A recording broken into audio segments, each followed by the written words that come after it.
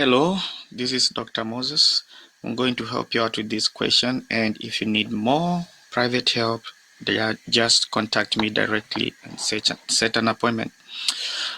Okay, so now here you're asked to find the pressure of oxygen in this reaction given the other pressures.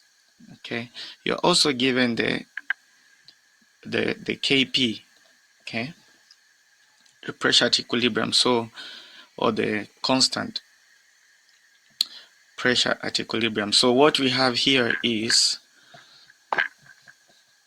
nitrogen dioxide breaking down or decomposing to nitrogen monoxide and oxygen. I think the first thing we have to make sure is to make sure the equation is balanced, and I see it's balanced.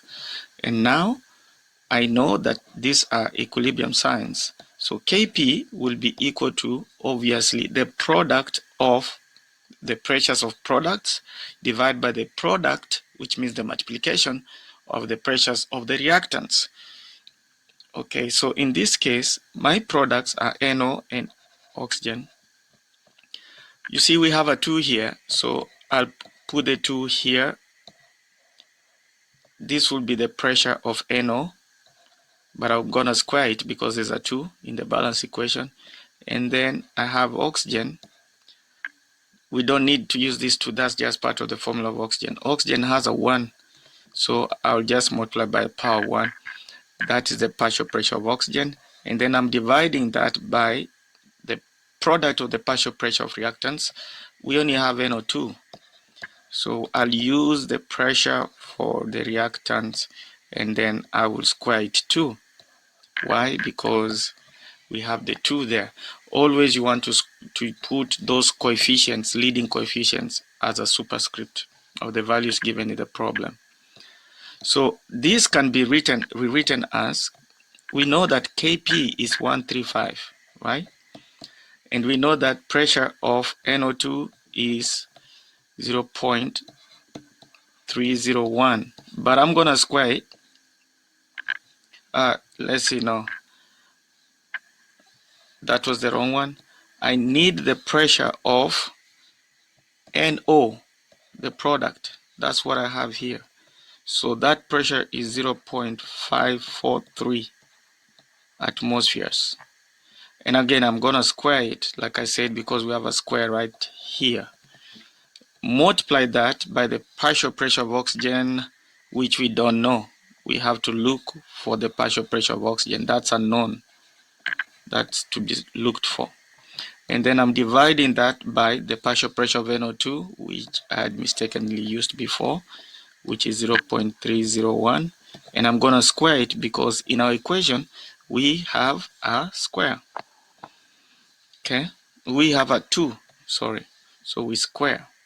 So now, if you would need to find the partial pressure of oxygen, you just simply do the simple math manipulation. So it's gonna be 135. Multiply that by 0.301 squared.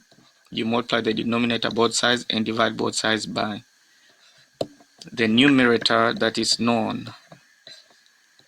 Okay, that way you're gonna find the value of partial pressure of oxygen, and at that point all you need to do is punch the numbers in your calculator. Let me do that.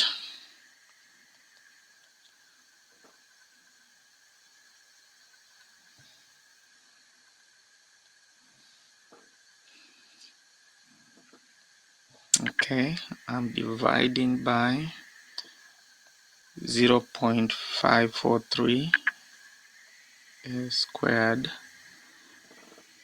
Okay, I think I'm getting the answer to be partial pressure for oxygen under these conditions will be 41 point, in 3 significant figures is 41.5, and that's the answer, 41.5. Okay, I hope that helps you. So again, Kp for this expression will be written like this, and then simply plug in the numbers you're looking for partial pressure of oxygen. Remember, the coefficients, which are the leading numbers in a balanced equation, will be the powers of what you have in the formula. And then after that, you just simply do your calculations as shown, you should get 41.5.